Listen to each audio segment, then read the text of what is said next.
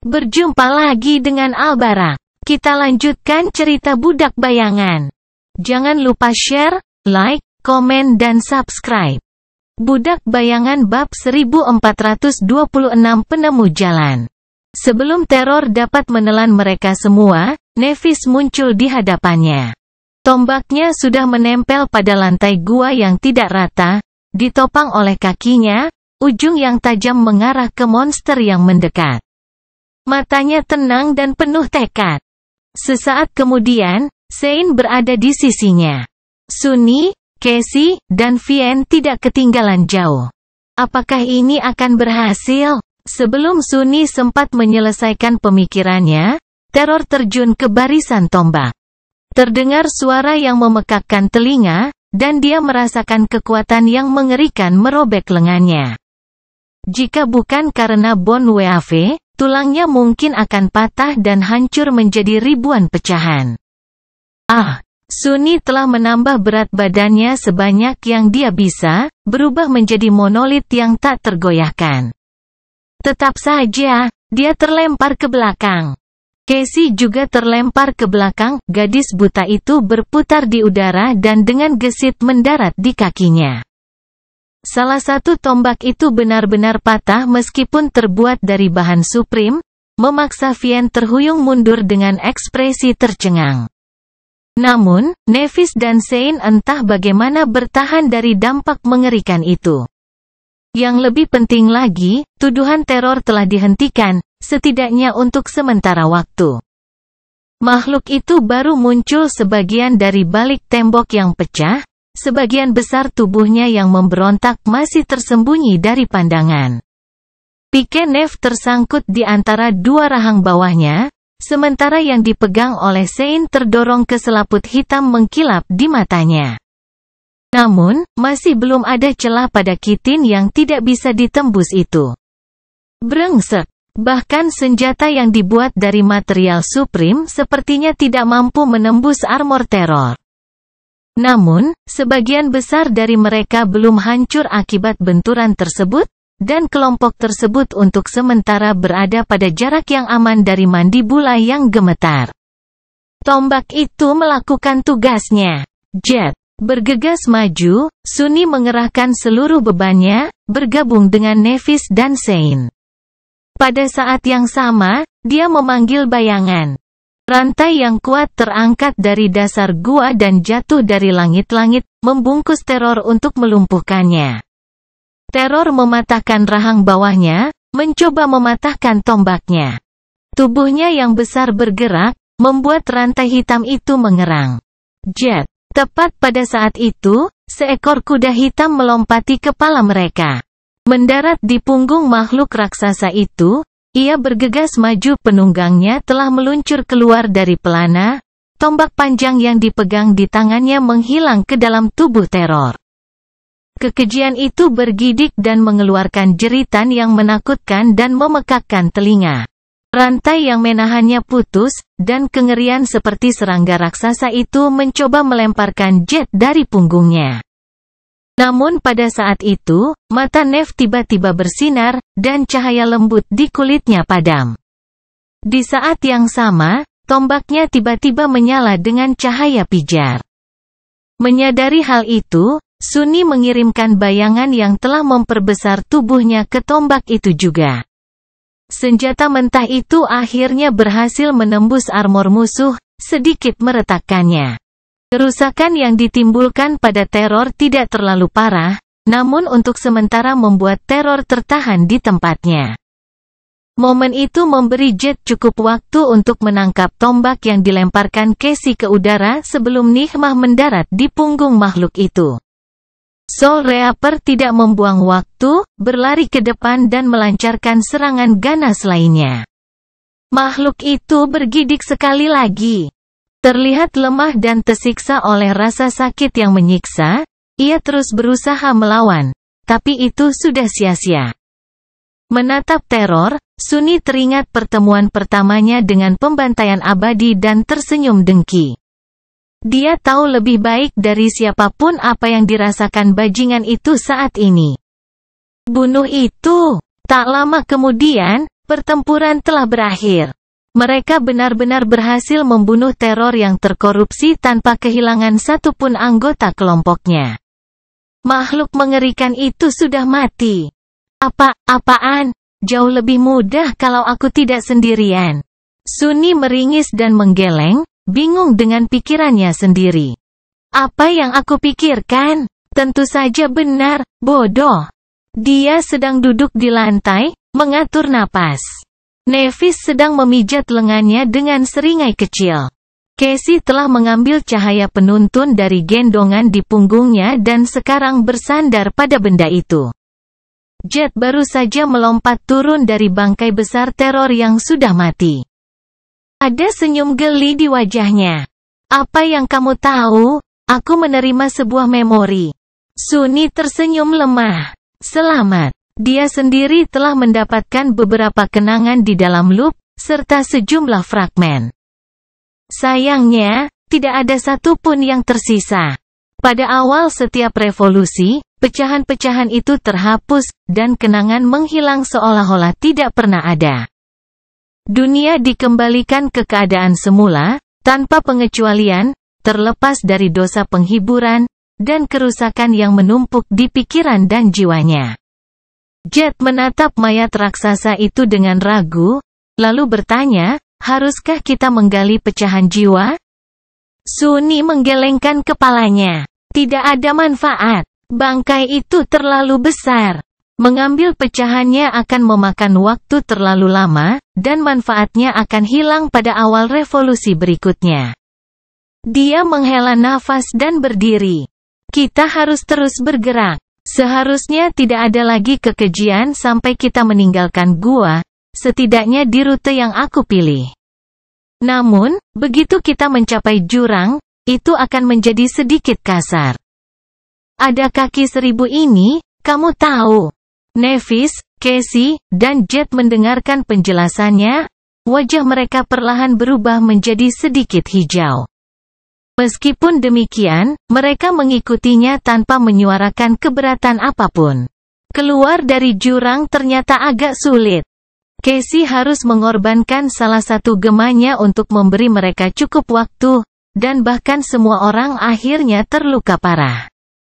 Bau darah juga menarik beberapa makhluk mimpi buruk di hutan. Untungnya, Sunni tahu jalan mana yang harus diambil, sehingga kekuatan gabungan dari kelompok tersebut cukup untuk menangkis mereka, tapi mereka membuang terlalu banyak waktu. Sudah terlambat untuk mencoba dan kembali ke Chain Breaker pada saat mereka mencapai tepi utara pulau. Berjalan menembus kabut, Sunni tiba-tiba mengangkat tangan, memberi isyarat kepada yang lain untuk berhenti. Lalu, dia berteriak, "Evie! Ini aku, Sunni! Jangan bicara sembarangan." Saat berikutnya, dia mengutuk dan buru-buru menghindar ke samping. Tombak abu-abu melintas melewatinya dan mengenai perisai Sein dengan suara retakan yang keras. Satria anggun itu didorong mundur beberapa langkah.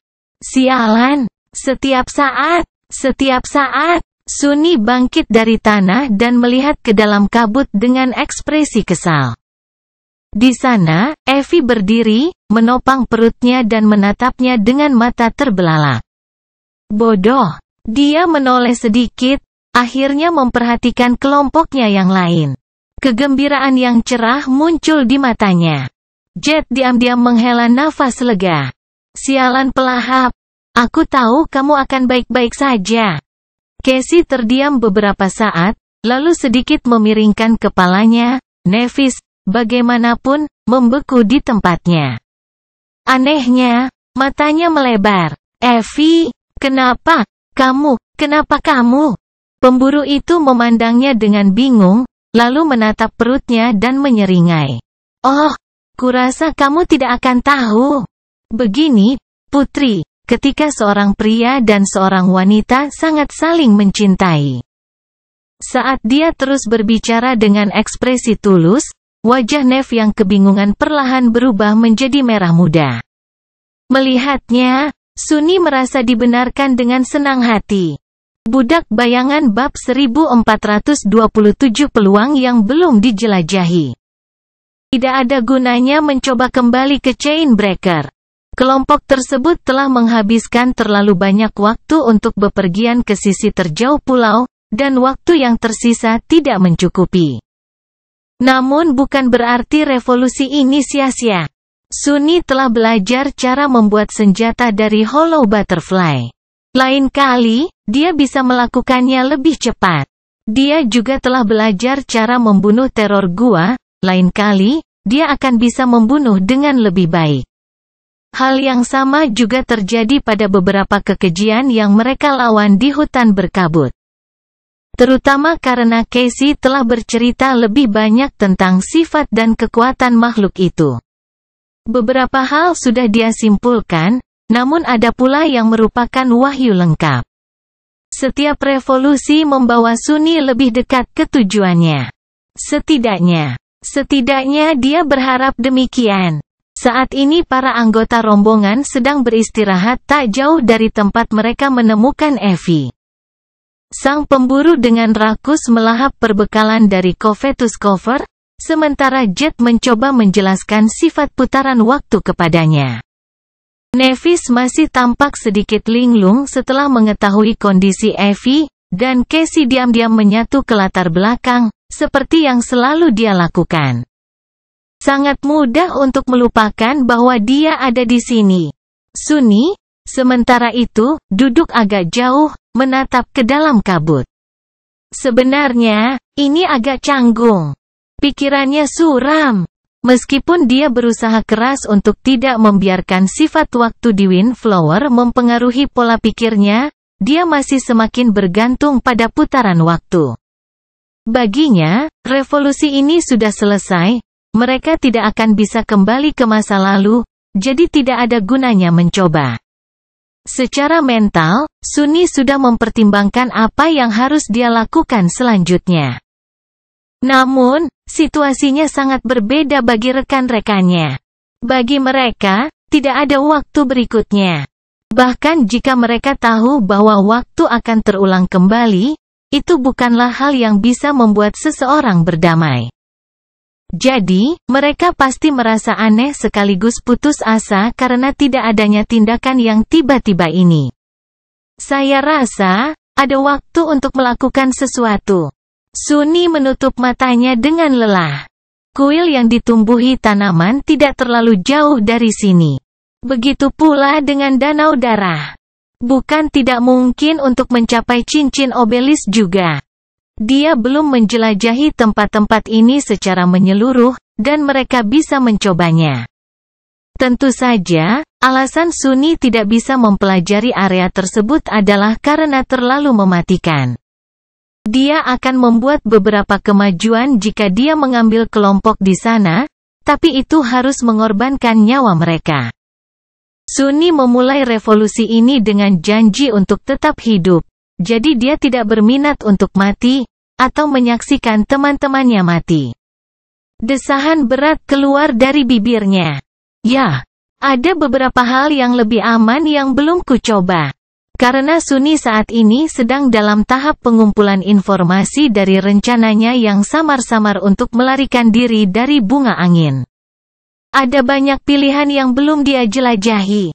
Dia memanggil memori. Segera, sebuah cermin tak menyenangkan yang terbungkus perak gelap muncul di tangannya, permukaannya seperti genangan air raksa. Cermin kebenaran. Dia telah menerima memori naik tingkat ke-7 ini setelah secara tidak sengaja membunuh Titan jatuh, pencari kebenaran yang tercemar. Kekejian itu praktis telah menimpa kepalanya selama pertempuran gabungan di Antartika Timur, dan dibunuh olehnya hanya karena keberuntungan. Pesona tunggalnya memungkinkan Sunni mendapatkan satu kekuatan dari makhluk yang terperangkap dalam pantulan cermin kebenaran, untuk jangka waktu tertentu. Memori akan hancur setelah itu. Tidak sulit untuk menyadari bahwa artefak sekali pakai ini cocok secara unik untuk bunga angin. Bagaimanapun, ini bisa digunakan berulang kali di sini, satu kali dalam setiap revolusi. Anehnya, mengingat pulau itu pernah menjadi milik salah satu pencari. Tapi Sunni belum menggunakannya. Kecuali pembantaian abadi dan binatang buas yang memangsa, dia tidak cukup tahu tentang para tahanan bunga angin untuk melakukannya. Dan menangkap pantulan keduanya tanpa terbunuh oleh mereka bukanlah tugas yang mudah. Jadi, saat ini, pantulan yang ditangkap oleh cermin kebenaran adalah pantulan Nevis. Dia pernah mengambil memori itu sekali, saat kembali ke Pulau Hitam. Dan wajahnya masih tetap tertangkap di permukaan yang lincah. Mencoba secara membabi buta untuk mencerminkan kekuatan keji telah menjadi masalah sebelumnya. Tapi jika aku benar-benar melibatkan Casey, itu bisa menjadi mungkin. Ini adalah seluruh peluang yang harus dia pikirkan dan jelajahi. Pesona cermin kebenaran juga tidak terbatas pada makhluk mimpi buruk. Sunni juga dapat memperoleh kemampuan aspek dari anggota kelompok untuk sementara. Api Nef, firasat Casey, kemampuan Jet untuk menghancurkan jiwa, kekuatan raksasa Evie. Pikiran lelahnya menjadi pingsan karena banyaknya kemungkinan yang saling terkait. Setelah beberapa saat, Sunni menutup cermin kebenaran dan menarik napas dalam-dalam. Ada alat lain yang belum dia gunakan. Fragmen domain Dewa Bayangan yang dia terima sebagai hadiah karena menguasai langkah keempat tarian bayangan. Dia belum pernah mencobanya sebelumnya karena takut menyia-nyiakan relik warisan yang kuat ini. Tapi sekarang, Sunni sudah terlibat. Adakah tempat yang lebih baik untuk mempelajari apa yang sebenarnya bisa dilakukan oleh fragmen domain? Dia telah mempertimbangkan untuk melepaskannya untuk sementara waktu sekarang. Yang menghentikan Sunni sebelumnya adalah keinginan untuk mempelajari lebih lanjut tentang Windflower terlebih dahulu. Tapi dia sudah menjelajahi sebagian besarnya, setidaknya untuk sementara. Apakah ada alasan untuk menunggu? Hanya satu. Dia kelelahan. Sunni menatap muram ke dalam kabut. Cermin kebenaran dan pecahan domain bayangan. Saya akan mencobanya selanjutnya. Tapi pertama-tama, dia benar-benar butuh istirahat. Menilai kedua alat ini akan lebih baik jika dilakukan dengan pikiran yang segar.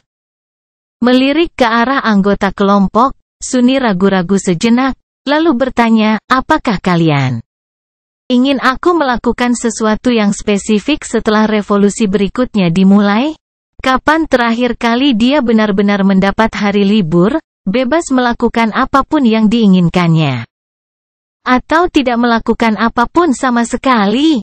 Bahkan dalam masa-masa yang relatif tenang, Sunni selalu terbebani oleh kebutuhan untuk mencapai banyak hal.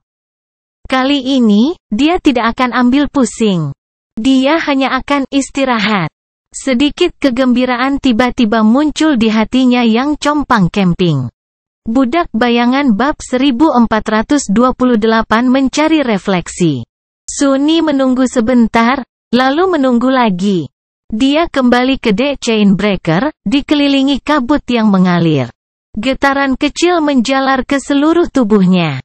Saya lelah. Dia menegakkan tubuh perlahan dan menatap ke dalam kabut. Sudah waktunya dia istirahat, tapi Sunni bahkan tidak yakin apa yang harus dia lakukan. Teman-temannya sama tidak bergunanya dalam hal istirahat. Tidak satu pun dari mereka yang memberinya ide bagus. Ya, kecuali Jet. Dia telah memandangnya beberapa saat, terkekeh, dan menyuruhnya tidur siang yang nyenyak. Itu bukanlah nasihat yang buruk. Sebagai pejabat pemerintah yang selalu terlihat terlalu banyak bekerja dan kurang tidur, dia tahu yang terbaik. Dikatakan, meski revolusi ini seharusnya menjadi hari liburnya, Sunni tetap harus menyelamatkan Jet. Bersantai saat dia dibunuh oleh pembantaian abadi tidak terdengar menenangkan sama sekali. Dia bahkan tidak sanggup berpikir untuk melewatkan langkah ini. Melirik ke arah Nevis dan Casey, Sunni berjalan ke arah Nikmah dan naik ke pelana. Nev menatapnya dengan penuh tanda tanya. Sunni, apa yang sedang kamu lakukan? Dia tidak mau repot-repot menjelaskan semuanya dengan benar.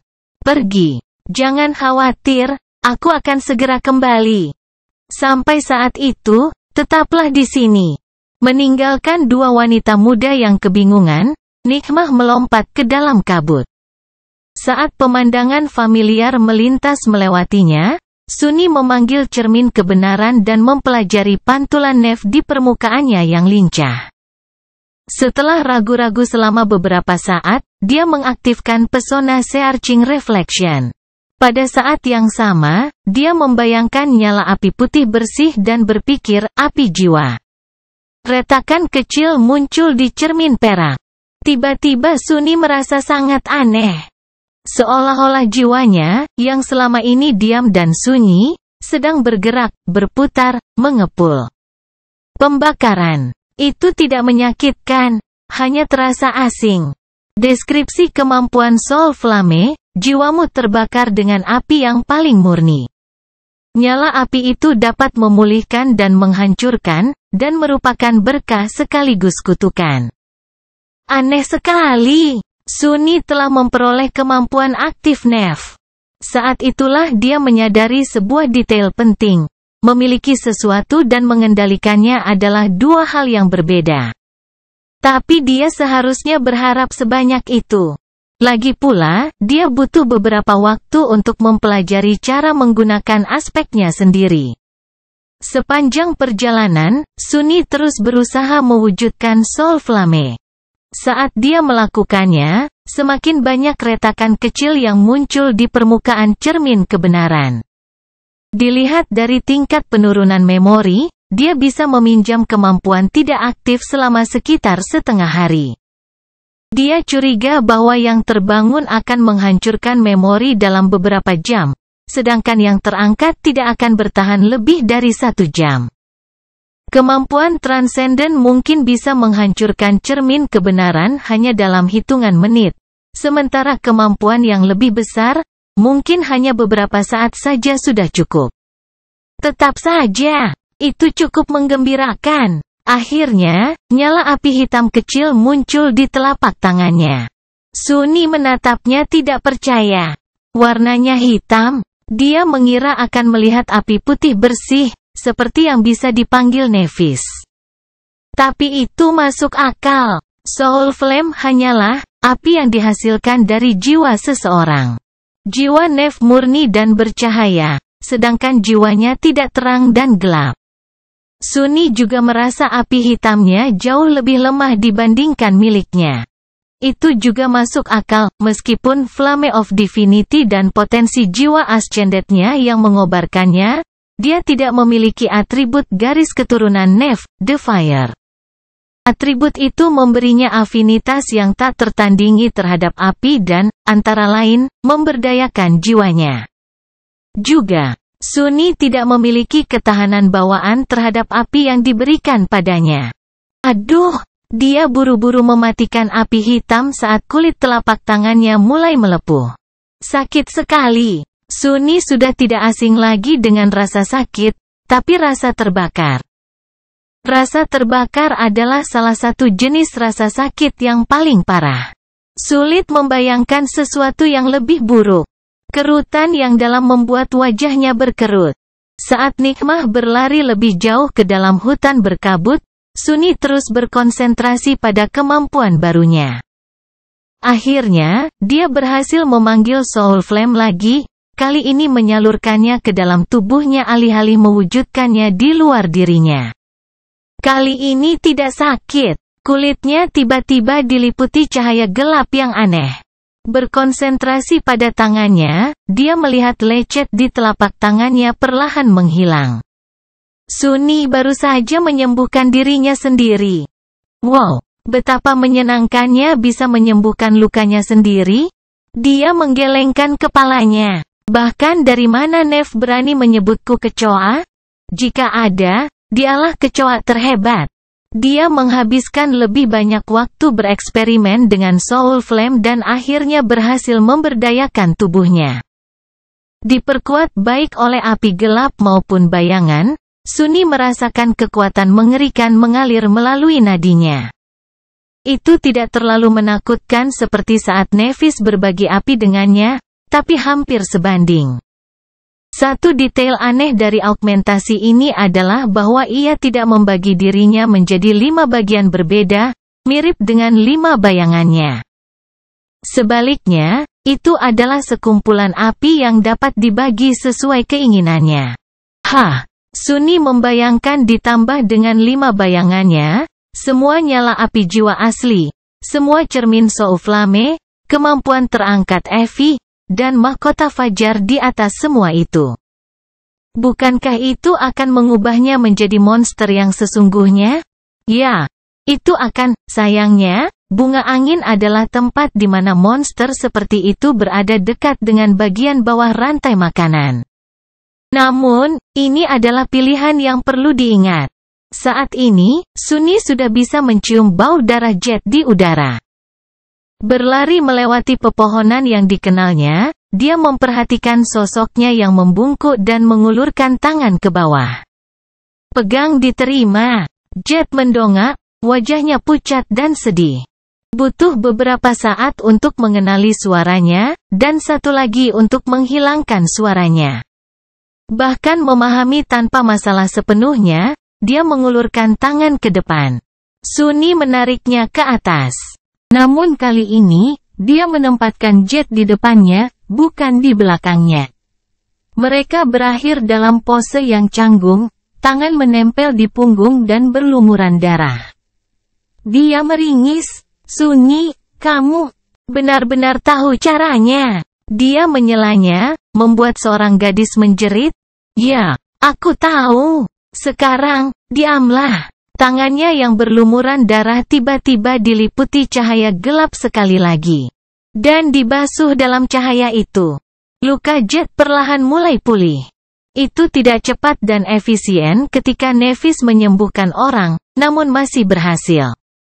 Dan karena Nev saat ini tidak memiliki esensi, itu sudah lebih dari cukup. Senyuman gelap muncul di wajahnya. Perjalanan melampaui imajinasi dengan SNELVIY. Itu akan menghemat banyak waktuku di masa depan. Tidak peduli berapa kali masa depan terulang kembali. Budak Bayangan bab 1429 waktu tidur. Segera, Nikmah mendarat di dek Chainbreaker. Sunni sedikit teralihkan, jadi dia terkejut melihat Nevis mengarahkan pedangnya ke arahnya. Setelah beberapa saat, dia menghela napas dan menyarangkannya lagi. "Benar. Mereka tidak melihat kami mendekat karena kabut." Lalu sesuatu kapal yang cepat melompat keluar dan mendarat di. Setelah penjelasan tidak bersemangat yang diberikan Sunni kepada mereka, Casey dan Nevis pasti tegang dan gelisah selama setengah jam terakhir. "Kamu kembali." Nevis mulai berbicara, namun kemudian terdiam. Dia akhirnya menyadari sosok berlumuran darah yang duduk di depan Sunni. Jet memanfaatkan momen itu dengan hati-hati melompat ke bawah dan melakukan peregangan. "Menunggang kuda, bukan untukku." Aku rindu petiviku." Casey tampak terkejut. "Jet penai jiwa." Jet mengangguk dan tersenyum. Satu-satunya. Lalu, ekspresi menjadi gelap. "Yah, kurasa tidak lagi." Untuk beberapa saat, semua orang teringat. Nevis dan Casey melihat antara Sunni dan Jet, terkejut. Dia sudah turun dari kudanya dan mengusap wajahnya, sedikit melamun. "Sunni, kamu sudah menemukan Jet?" Dia menatap Nevis sejenak, lalu mengangguk. "Ya, aku juga menemukan Evie. Dia ada di seberang pulau, tapi kita belum bisa pergi ke sana." "Oh, pembantaian abadi dan binatang pemakan juga ada di sini. Serta sejumlah makhluk mimpi buruk besar. Pada dasarnya, di mana-mana pergilah ke pulau ini, satu-satunya kematian yang menanti." Semuanya merupakan berita bagi Casey dan Nev, dan sebagian besar merupakan berita bagi Jet. Dia berhenti sejenak, mengabaikan ekspresi muram mereka, dan mengangguk. "Baiklah. Aku mau tidur. Jangan tinggalkan kapal." Sunni menuju pintu palka ke bagian dalam kapal, tapi dihentikan oleh Nevis. "Tunggu. Jika kamu tidak keberatan." Bagaimana kamu mengetahui semua ini? Apa yang terjadi? Sudut matanya bergerak-gerak. Bunga angin ada di dalam lingkaran tertutup waktu yang berulang, dan aku sudah melewati hari ini beberapa lusin kali.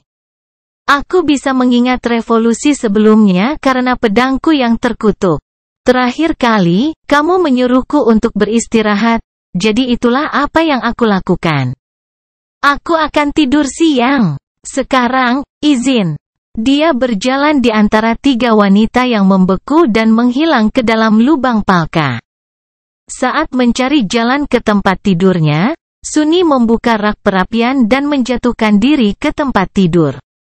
Bantalnya tidak pernah terasa selembut ini. Aku akan tidur siang sebentar, hanya beberapa jam. Lalu menjelaskan semuanya dengan baik. Menutup matanya, dia langsung tertidur dalam pelukan yang nyaman. Hal berikutnya yang diketahui Sunny. Dia berjongkok di dek chainbreaker, sama lelahnya seperti sebelumnya. Dia menunggu sebentar, lalu menegakkan tubuhnya dan melihat sekeliling dengan bingung. Apa ini? Sunny, kembali ke awal perulangan. Ekspresinya memburuk. Apa-apaan? Apakah aku tidur sepanjang hari? Atau ada sesuatu yang membunuh saat dia tidur? Berbalik, Sunny mengerutkan kening dan menatap Nevis. Dia bertemu melihatnya dan berkata, aku baik-baik saja. Aku masih bisa melakukan perlawanan. Dia melihatnya sejenak, lalu mengutuk dan melompat pelana. Sebelum Nevis atau Casey bisa berkata apapun, kegelapan-kegelapan sudah menghilang ke dalam kabut. Aku hanya ingin tidur dengan tenang. Mungkinkah sulitkah itu? Sunny menggunakan cermin kebenaran lagi, menemukan Jet, dan menyembuhkannya. Kembali ke pemutus rantai, dia turun terlebih dahulu dan melihat ke arah rekan-rekannya yang tegang dan terkejut dengan putus asa. Sebelum mereka sempat mengatakan apapun, dia mengangkat tangan dan menghentikan mereka. Ya, aku menemukan Jet. Waktu berputar di pulau ini, jadi aku sudah mengalami kejadian ini berkali-kali. Meninggalkan kapal itu terlalu berbahaya, jadi tolong jangan. Aku akan tidur. Aku mungkin terlihat gila dan kasar, tapi sebenarnya kamulah yang memaksaku istirahat. Kalau begitu, aku berangkat dulu. Dengan itu, dia mengangguk dan menggunakan shadow step untuk menghilang dari dek. Tiga wanita kebingungan tertinggal di belakangnya. Jatuh di tempat tidurnya, Sunny memejamkan mata dan menghela nafas.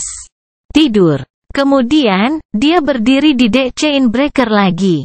Sunny menegakkan tubuhnya, menarik napas dalam-dalam, dan berseru, sialan. Sunny memerlukan 5 putaran lagi untuk akhirnya merasa segar. Setiap kali, dia menyelamatkan Jet dan langsung pergi tidur, hanya untuk mendapati dirinya berdiri kembali di dek tidak lama kemudian. Setidaknya itu terasa singkat. Sebenarnya, Sunny pasti tertidur hingga titik akhir perulangan setiap kali. Pada revolusi terakhir, akhirnya, dia sadar dengan perasaan, jika tidak sehat, setidaknya tidak terikat pada tulang. Pikirannya jernih, dan pikirannya mengalir deras tanpa terbebani oleh beban stres yang menumpuk. Aku pasti lebih lelah dari yang kukira. Kecepatan pemulihannya seharusnya luar biasa berkat kain kafan senja. Mengingat dia membutuhkan waktu seminggu penuh untuk tidak melakukan apapun selain tidur untuk pulih. Sunny berjanji pada dirinya sendiri untuk tidak meremehkan ketegangan saat menghidupkan kembali kengerian bunga angin berulang kali. Untungnya, dia telah berhenti sejenak sebelum kewarasannya runtuh. Meski begitu, kondisi mentalnya masih lemah. Memberi dirinya cukup waktu untuk tidur adalah satu hal. Tapi dia juga harus melalui beberapa pengalaman positif untuk melawan efek destruktif dari kematian berulang kali dengan berbagai cara yang mengerikan. Apa yang seharusnya terjadi setelah tidur malam yang nyenyak? Menatap ke dalam kabut, Sunny merenung sejenak, lalu tersenyum. Sebenarnya, sudah jelas, itu adalah sarapan. Mengangguk pada dirinya sendiri, dia berjalan melewati Nevis dan Casey dan naik ke pelana. Keduanya memandangnya dengan heran. Sunny, apa yang sedang kamu lakukan?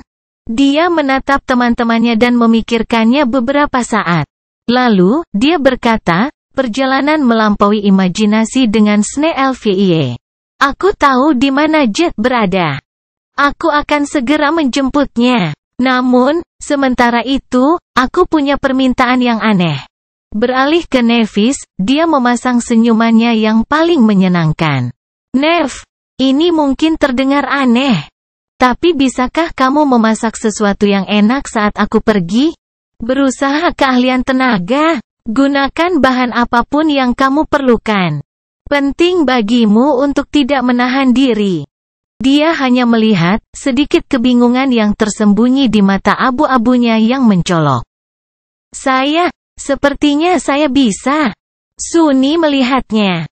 Hebat. Oh, jangan lupa membuat kopi. Tunggu, kita tidak punya kopi. Teh, kalau begitu. Teh terbaik yang kita punya. Dengan itu, dia memerintahkan Nikmah untuk melompat ke dalam kabut. Sudah waktunya dia dimanjakan sedikit. Budak Bayangan bab 1430 makanan terakhir. Beberapa waktu kemudian, Sunny sedang duduk di kursi memorinya yang mewah di depan pesta yang menyajikan segala jenis makanan lezat. Lebih baik lagi, itu semua disiapkan oleh Nevis. Dia ngiler hanya dengan melihatnya. Mereka saat ini berada di dek kekacauan Chainbreaker. Sunny muak dan bosan dengan kabut, jadi menjauh dari kabut sudah memberikan keajaiban bagi suasana hatinya. Karena keremangan dunia luar, dek mes diterangi oleh cahaya hangat dari memoris yang bercahaya, aroma sarapan mewahnya meresap ke udara.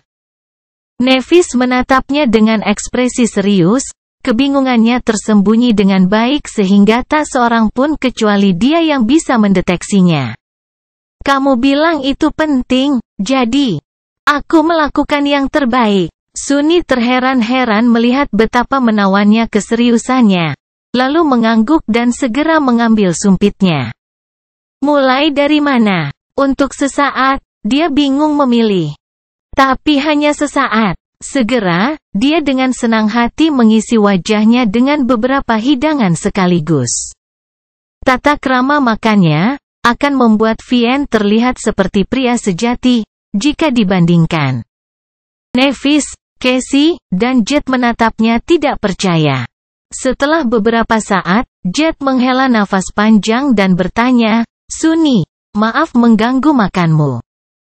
Tapi apakah kamu tidak akan menjelaskan apa yang terjadi?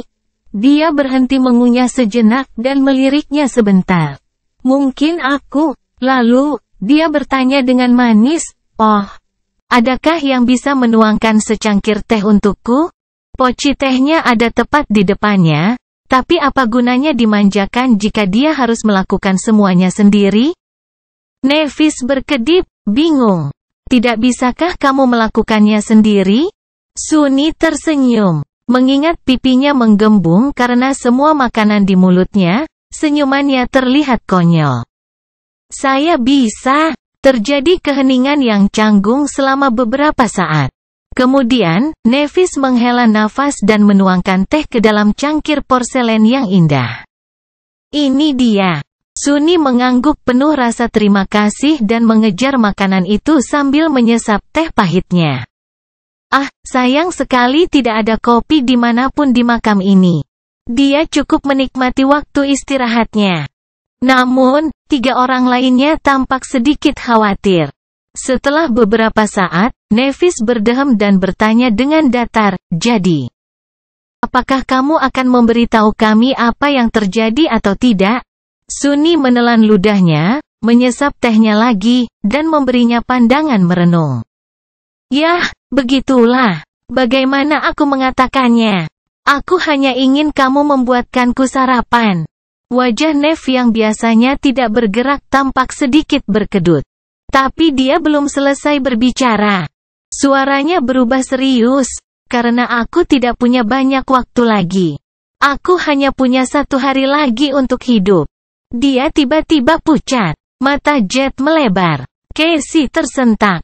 Mereka bertiga tahu kalau Sunny tidak bisa berbohong. Artinya, dia benar-benar akan mati. Apa? Sunny mengangguk dengan sungguh-sungguh. Ya, sedihnya. Itu benar. Aku akan segera mati.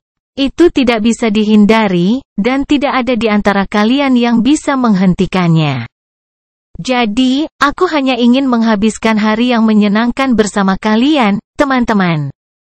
Teman-teman, pokoknya, sarapan ini enak awal. Ada keheningan di dek kekacauan. Jet masih membeku. Casey tampak ketakutan. Namun Nevis, perlahan membungkuk, mengangkat tangan. Dan menyodok wajahnya dengan jari. Suaranya sedikit bergetar, dia tidak memakai topeng. Sesuatu jatuh ke lantai dengan suara keras. Sunny mengusap pipinya, sedikit tersipu, dan memandang Nev dengan tatapan mencela. Baiklah, sekarang kita sudah melewatinya. Ayo kita kembali makan. Cuacanya mulai dingin. Mengatakan itu, dia dengan acuh tak acuh terus membenturkan wajahnya. Desahan puas keluar dari bibirnya. Setelah beberapa saat, dia mendongak dan melihat 3 wanita cantik menatapnya dalam diam. Wajah mereka pucat. Sunny menghela nafas dan mengangkat alisnya. Apa? Casey tidak bergerak. Percikan api putih menyala di kedalaman mata Nev. Tapi Jetlah yang memecah kesunyian terlebih dahulu. Apa maksudmu? Apa? Apakah kamu berharap untuk menjatuhkan bom itu pada kami dan terus makan seolah-olah tidak terjadi apa-apa? Apa maksudmu? Kamu akan mati. Kenapa? Siapa yang akan membunuhmu? Bagaimana kita mencegahnya? Velbin, di mana petualangan menanti di antara garis. Mungkin ini pertama kalinya Sunny melihat Soul Reaper Jet yang terkenal itu kehilangan ketenangannya. Yah, mengabaikan hari-hari dia merangkak di sekitar rakit mereka mencoba memakannya. Tapi dia jauh lebih tenang saat itu. Nevis membuka mulutnya, lalu menutupnya, lalu membukanya lagi. Akhirnya, dia hanya menunjuk Jet. Casey mengangguk. Apa yang Tuan Jet katakan? Sunny mengerjap beberapa kali dan memasang ekspresi bingung di wajahnya. Maksudku, ya, apakah kamu berharap aku membiarkan semua makanan ini terbuang sia-sia?